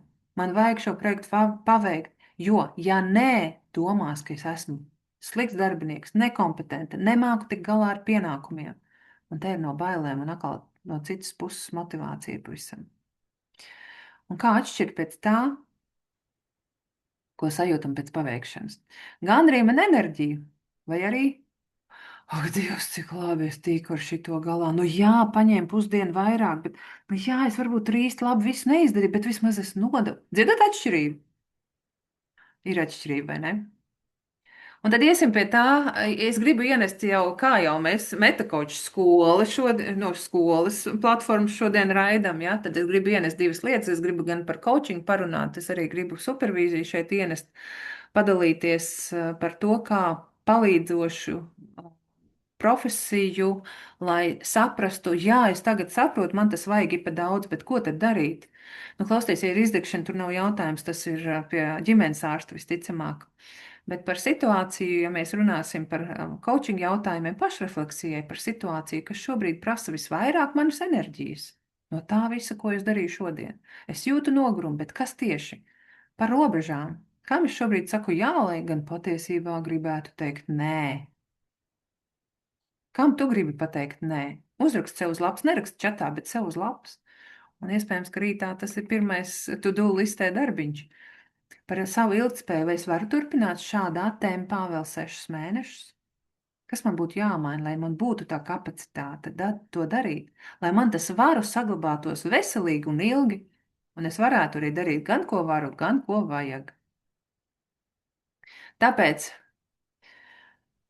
kādu tu sev uzdotu jautājumu šodien, domājot par pārāk daudziem varu, ko jūs jau dzirdējāt? Kādu tu sev uzdotu jautājumu, domājot par pārāk daudzajiem varu? Šis nav jāraksta čatā, šis priekš jums. Pēc visa, ko es stāstīju, daudz, kas ir tas, ko tu sev pajautātu? Bet iespējams, ka tev tas, tu saprati, ka man nav nekāda dilēma, man viss kārtībā, bet ja tie, kas saprot, ka tas varu ir pietrūcis jau un daram tikai to, ko vajag, tad šis jautājums jums. Jo te, ka varu resursi beidzas, kas notiek tālāk, ir jau skaidrs. Pirmais būs brīdinājums, signāli, hronisks nogurums un ķermenī jūs jutīsiet. Otrais posms būs resursu izsīkšana un te vairs nepalīdzēs. Nu, saņemies vai komandā. Zin, kā mēs draudzenēm kādreiz sakam, nu, saņemies, nu, beidz, nu, ko tu, nu, come on, nu, taču vari tu izdarīt. Vai arī kolēģim tā sakam, nepalīdzēs, nē. Un trešais posms ir sarkanā līnija, gan izdegšana, reizēm ir depresijas, jau tā, nu, saprot, ka ir depresija un tiešām jāvēršas pie speciālistiem. Un atkal atgādināšu, profesionālā palīdzība, tas nav vājuma pazīme, tas ir gudra izvēle. Kad tad meklēt šādu atbalstu un kādu meklēt? Ne katrs grūts periods prasīs palīdzību, tāpēc, ka atcerieties nogurums. Jā, es izstāstīju, kad atšķirt nogurumu, kad atšķirt, kad jau ir hronisks un kad jau ir varbūt tiešām sarkanā līnija pārkāpta. Ja simptomi ir ilgāk par 2-3 nedēļām, parasti saka. Otrs ir, ja miega traucējumi arī ir 2 nedēļas aptuveni, tad jādomā par miega higiēnu, tad jādomā par iemesliem. Darbs vai attiecības sāk ciest, tas nozīmē, ka es nāku mājās un mums ir ar kolēģiem tāds bubinātāji, ja? Bubinātājs atnāca mājās. Vai arī es vairs neesmu es, Un tas nav identitātes jautājums, vienkārši ir jau drīzāk jēgas jautājums. Un, ja tu atpazīsti divus vai vairāk, tad jau no šiem signāliem ir arī laiks jau padomāt, ko es varu mainīt. Coaching supervīzija, kāpēc tagad? Nu, tamdēļ, ja tas ir aktuāli, viss, ko es iepriekš stāstīju. Bet, ja mēs runājam jau drusciņ plašāk, tad ir jau pierādīts, zinātnes pierādīts, kamdēļ šīs divas profesijas ir palīdzošas, viņas tā arī saucās palīdzošās profesijas, kur atbalsta darbiniekus, atbalsta cilvēkus, kas ir nonākuši vai jautājumā, kā es gribu nokļūt no punkta A uz punktu B, un es gribētu strādāt ar speciālistu, kas būs mans pavadonis ceļā šajā, ko es pati vai pats izvēlos. Vai man ir vajadzīgs profesionāls atbalsts mano profesionālo jautājumu sakārtošanā? Kā tev šobrīd būtu? Varbūt ne šie divi, coachings un supervīzija, bet kāds tev atbalsts visvairāk noderētu šobrīd? Jebkurš, jebkāds, kas tev nāk prātā, uzrakstīs, lūdzu. Jo viņi var būt dažādi. Es te tikai divus izvirzīju. Kāds no kā atbalsts tev šobrīd visvairāk noderētu? Īpaši, skatoties iepriekšējos slaidus, saprotu, jā, šis man īstenībā ir ļoti sapratu, ka kaut kas ir jāmaina. Kāds vai no kā tev atbalsts noderētu? Šeit gan čatā uzrakstiet, tad es iešu nākošajā slaidā, Laila, tad aicināšu to pastīties, ja? Kas ir coachings? Coachings ir tas, ko mēs varam darīt kā coachi. Tie, kas ir arī šajā skolā, ir iespēja mācīties coaching. Laila, iespējams, ka tu vari iemest arī linku, kur var mācīties. No kura laika var mācīties, jo mēs par programmu šoreiz nerunāsim, vairāk par coaching kā tādu. Tas ir uz nākotni vērsts, mērķtiecīgs process, kurā coach ar jautājumu, metožu un dažādu citu kompetenču palīdzību palīdz pašam klientam vai sarunu partnerim ieraudzīt savus resursus un talantus. Palīdz ieraudzīt un nodefinēt mērķi, palīdz ieraudzīt plānu, palīdz ieraudzīt arī, kā var nokļūt uz savu definēto mērķi. Un tās tiešām ir partneru attiecības ilgstošā laikā. 1-2 reizes pilnīgi noteikti nepietiks, tamdēļ tas ir kā kurš kādam 6 reizes, kāds nāk, man ir klienti, kas nāk reizi mēnesī jau vairākus gadus. Coachings nav konsultācija, coachings nav padoma, un coachings nebūs mentorings, kad gribas, nu pasaki man, es zinu, ka tu arī esi biznesā. Man tā ir bijis kādreiz dažiem klientiem. Nu, nē, tas ir pilnīgi cita atbalsta metoda un mehānisms. Vēl par izaugsmas treneriem sauc coachu par spējraišiem, spējraisis un dažādi vārdi ir, bet joprojām arī mēs sakam coachings. Jā, Laila, par to atbalstu, kā tur sanāca čatā ierakstīt cilvēki, kas ir tas, kāds atbalsts nepieciešams? Jā, divi ierakstīja, ka atvaļinājums 2 nedēļas kādā siltā un skaistā vietā, un brīvdienas nekad nav pa daudz, un mentors. Jā, nu redz, bez coachinga vai ne, arī mentoru. Tagad ir ļoti daudz, man liekas, lieliski ir daudz mentori, un tiešām var vērsties arī pie mentora un jautāt. Un arī tā būs sadarbība. Bet ko dod coachings darbiniekam, tas būs gan individuāli, gan organizācijā. Un kas notiek tad, kad darbiniekam ir skaidrāki mērķi un skaidrība par prioritātēm ir lielāka tāda arī pārliecība par to, ko es daru, tāpēc, ka man tagad ir izrunāts plāns, man ir nevis vienkārši ķeksītim plāns, ja, bet reāli izpildāms plāns. Es esmu strādājis ar coachu un sastādījis. Un tad arī es vienmēr saku, skaidrība samazina stresa līmeni. Vienkārši automātiski tāds sanāk. Spēja noteikt prioritātes, man vairs nav iekšējie šaubas. Nu tad to darīt vai nedarīt, man ir pilnīgi skaidrs, ko es darīšu. Protams, arī organizācija kā rezultātā būs mazāk kadru mainība, būs labāka komunikācija, efektīvāks darbs, un cilvēki komandā paši apzināsies un sapratīs, ko darīt, vairāk un kā darīt, jo arī atbildības sajūta jau pieaug un patstāvība arī. Tas būs, ko dod coachings. Par komandām, gan supervīziju, un coachings arī viena, ja kā forma mēs varam runāt individuāli, es jau minēju, tās parasti ir reizi. Vienalga, vai tas ir reizes 2 nedēļās individuāli tiekamies uz stundu, aptuveni uz stundu, jo vien tās nav strateģiskās sesijas vai vadītājas sesijas, tur var būt ilgāk, bet ir arī grupu un komandu, gan supervīzijas, gan coachings. Un kā uzņēmums izvēlās un kā sarunā, tad gan ir drusciņi citādāk, varbūt reizi 3 nedēļās, varbūt reizi mēnesī, ja mēs runājam par biežumu. Un kas tad ir supervīzija? Ļoti līdzīga sadarbība ir arī kā coacham individuāli, arī tās ir sarunas uz stundu, tikai ja coachings var strādāt ar jautājumiem par dzīvi, par bērniem, par mājas celšanu, par darbu arī, par ceļošanas plāniem, ļoti, ļoti dažādi par strateģiskām lietām. Tāda supervīzija būs vienīgi par profesionāliem jautājumiem. Tur mēs satiekoties runāsim par to, kas notiek šobrīd tavā darbā, kas ir tas, kas ir tev aktuāls, kā tu tajā jūties, kā tiec galā, netiec galā. Un arī šeit supervīzija nebūs konsultācija, šeit nebūs padoma līdzīgi kā coachingam, nu līdzīgi arī kā terapijai. Tās ir divas dažādas formas. Palīdzošo profesiju pārstāvjiem sāka supervīzija sociālajiem darbiniekiem pirms 100 gadiem gandrīz, un savukārt šobrīd tas ir jau ienācis biznesā kā ļoti palīdzošs atbalsta mehānisms darbiniekiem. Reka mūsu Mārtiņš, atceraties? Jā, bija slaidos Mārtiņš, un redz, ka viņš ir atpakaļ. Nu, joprojām šādi ir tas stāvoklis, tāpēc, ka jā, Mārtiņš jau saprata, ka ir fizioloģija ietekmēta, tas nozīmē, ka ir miega traucējumi un pagrieziena punkts. Viņš jau aizgāja pie ģimenes ārsta, jo saprata, ka laikam tie resursi tomēr ir izsīkuši. Kāds kolēģis ieteica, bet aizej parunājies. Ģimenes ārstam jāzina arī par izdegšanu noteikti, un varbūt, ka tev ir izdegšana. Mārtiņš visu laiku, nē, man nav laiks, pats tikšu galā, bet viņš tomēr pieteicās. Un supervizors, ne supervizors, bet ģimenes ārsts arī nozīmē dažādas, izrādās kādu medikamentu vajadzēja, un kā vienmēr noteikti, kā visas pārbaudas nepieciešamās, un ieteica arī apmeklēt supervizoru. Nu, lūk, un tas bija Mārtiņa palīdzošais atbalsta mehānisms Mārtiņa gadījumā. Kur savukārt Nikola vadītājai, arī Nikolai, atcerieties, viņai bija stāsts, kā viņa netika galā ar saviem darba pienākumiem, tad viņa savukārt grupā nokļuva. Un te var būt gan supervīzija, gan varbūt coachings un supervīzijas grupā. Viņai bija atklāsme pirmajā mēnesī šāda. Es domāju, ka es vienīgā šitā jūtos starp vadītājiem. Nē, tur bija vairāk vadītāji, kas tā arī teica, man arī ir līdzīgi, un mums ir pārmaiņas, un mums ir tādas šaubas, un viņa sajūta to kopības sajūtu. Trešajā mēnesī viņa bija domājusi iet no darba prom, un pirmo reizi viņa teica nē kādam projektam, ko viņa nekad nebija darījusi, jo viņai jau radās tāda lielāka pārliecība par saviem spēkiem. Un viņa komandā jau pamanīja dažādas pārmaiņas, un bija parādījies arī dzīves spēks. Lūk, un tas nozīmē, tas nav garants.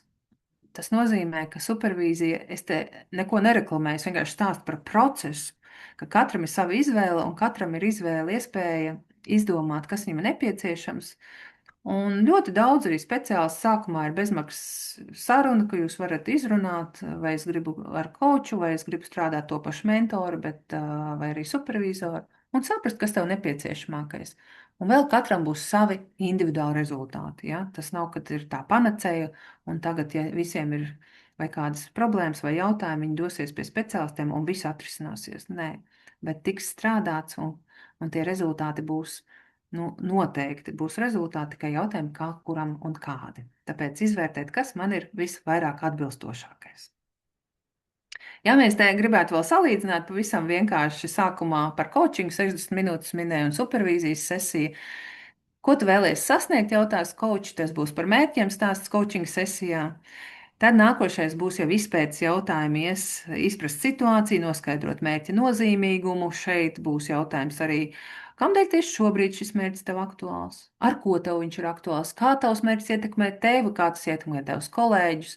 Tad tiek pētīti resursi, un pašās beigās, ar ko man lieliski, man pašai ļoti patīk coachings ar to, nu, ka katras sesijas beigās ir plāns.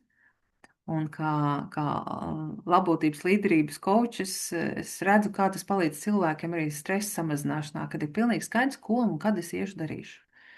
Un supervīzija vairāk būs, kas tev šobrīd ir profesionāli aktuāls. Te būs kāds gadījums, ko cilvēks izstāstīs par to, kā darbā bija, varbūt tas ir kāds attiecības, varbūt kāda neskaidrība. Un te būs vairāk, kā es tajā visā jūtos, kā man tur būt izrunāts. Bez uzstādījuma par mērķi, par konkrētiem soļiem, bet viņi arī bieži vien rodās. Un pašās beigās būs, kas tev bija noderīgākais. Tā kā es gribēju padalīties par atšķirību, pavisam ieskatam starp coaching un supervīziju. Abas sesijas būs konfidenciāls, un tas ir ļoti svarīgi darbā, jo bieži vien tas ir ļoti aktuāli, ka cilvēkiem ir drošu sajūtu, ka var šiem speciālistiem uzticēties. Un neviens neizstāstīs ne kolēģiem, ne vadītājiem, kas tajās sesijās notika. Jā, te pavisam vēl sīkāk drusciņi sadalīts. Ja kādam vairāk jautājumu par coachingu atšķirību un par supervīziju, tad atbildēšu arī pēc video ieraksta izslēgšanas. Jā, es jau pavisam īsi minēju. Piemērots, es gribētu uzsvērt, ja coachings būs jau vēlies sasniegt konkrētu mērķi, attīstīt arī gan līderības iemaņas, gan kādas kompetences, mainīt karjeras virzienu. Ļoti labi palīdz karjeras coachings, ir dažādas coachinga jomas un dažādas coachinga novirzieni. Savukārt supervīzija, ja mēs par to, kam tas ir piemērots, gan ja ir stress, gan ja ir atbalsts nepieciešams, lai būtu vieta, kur es varu drošā, konfidenciālā vietā runāt, kā īstenībā ir. Jo mums īsti nav ar ko parunāt, jo cik tad reizēm ir tā, ka mājās, nu cik es varu stāstīt par vienu to pašu problēmu, vai es zinu, ka šeit būs konfidenciāli un nekur tas netiks pausts tālāk. Un tad tāds speciālists ir arī supervizors un arī koči. Lūk, dilemma vajag vai varu noslēgumā nav slinkums. Smadzenes vienkārši bioloģiski apgrūtina to apstāšanos un stresa apstākļos prefrontālā garoza mums strādā sliktāk, to jau minēju. Perfekcionisms nav augsti standarti, tādā apkopojumā, ja, no šodienas. Personīgās robežas ir informācija, ja, kas ir svarīgi. Nē, kaut kam nozīmē jā sev. Kapacitāte mainās katru dienu, atcerieties par to enerģijas daudzumu. Atpūta un atjaunošanās ir must have, un vispār, kā lai pasaka pareizi, nu, ka nevar viņu neņemt vērā. Obligāti ir jāievēro, citādi nebūs tā kapacitāte strādāt. Un pietiek vai stop zīme ir apzināts lēmums un pašaprūpe nav egoisms, bet tā ir nepieciešamība. Lūk, divi ceļi, pa labi vai pa kreisi, nezinu, kā jums ir vajadzīgs, taču mans nodoms šodien bija, lai jūs vienkārši aizdomājaties, ir tā man dilemma, vai man ir viss skaidrs, es daru to, ko es gribu, man patīk un es varu, vai arī, nu jā, īstenībā arī par mani tas ir, ka to vajag, es daru pa daudz, un tāpēc novērtēt, izvēlēties, runāt, ja vajag ar kādu vai kolēģi, draugu vai ģimenē vai speciālistu un sākt darīt mazu solīti. Kā darīt? Gribu, varu, daru. 3 soļi. Kas ir tas, ko es gribu? Kas man šobrīd nepieciešams? Jā, ja jums gribās uztaisiet printscreen un varēsiet jebkad paskatīties telefonā pie jebkuras sev neskaidru jautājumu. Paga, kādi bija tie jautājumi? Kas tad ir mans mērķis? Otrs ir varu. Kas ir iekšējie resursi? Kas ir mana kapacitāte šobrīd?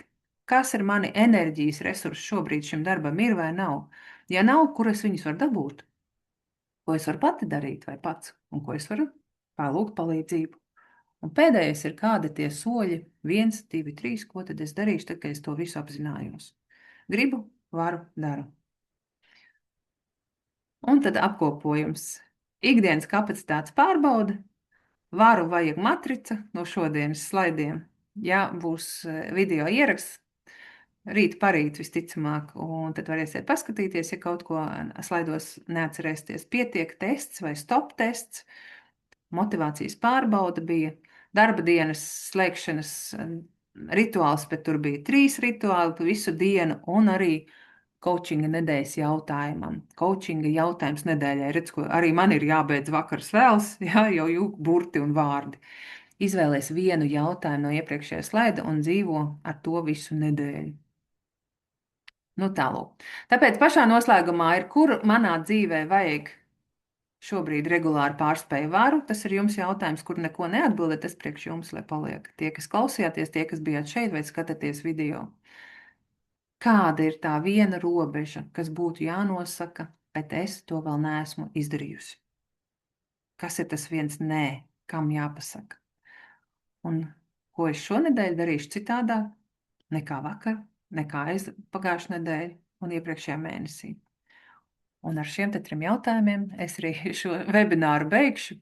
Izrunājām par daudzām lietām, par dilemmu. Paldies visiem, kas jūs klausījāties. Paldies, ka skatāties video ierakstu. No manis viss, Laila, vai no tevis kāds sveiciens vēl? Jā, ziniet, kā es vēlu visiem mazāk būt tādā izvēlē, varu vai nevaru, kaut kā tomēr patīrīt to dzīvi tā, lai paliek tajā ar vien vairāk svarīgākas lietas. Un no savas puses gribu jums ieteikt šādu grāmatu. Sāku lasīt, un patiesībā ļoti daudz es klausījos, man sasaucās ar šo grāmatu. Tas par tādām par izvēlēm. Jā, par izvēlēm un kas to ietekmē līdz pat miegam. Aha, rekā, nu re.